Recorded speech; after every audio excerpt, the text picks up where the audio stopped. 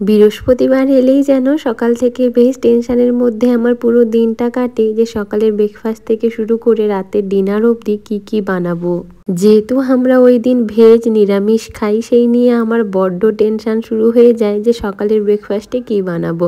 তার উপরে ছিল না ব্রেড, তো বরমশাইকে বলেছিলাম একটু ব্রাউন ব্রেড আনতে, কারণ ময়দার ব্রেড খেতে খেতে ওজনটা দেখছি বেশ ভালোই বেড়ে চলেছে।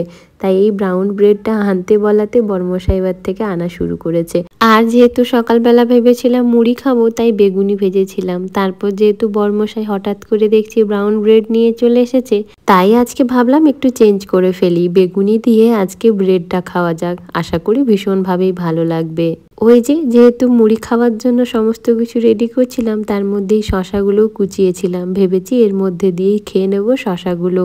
জানি এই খাবারটা দেখার পরে তোমাদের অনেকেরই মনে হতে পারে যে সকালের ব্রেকফাস্ট খানা একেবারে অদ্ভুত ধরনের কম্বিনেশন। যে কোনো খাবার একই রকম না খেয়ে একটু অন্যরকম ভাবে এক্সপেরিমেন্ট করে খেলে যেন আমার ভীষণভাবে শান্তি লাগে, সেটা ভূত হোক বা অদ্ভুত হোক, আমার তো দারুণ লাগে।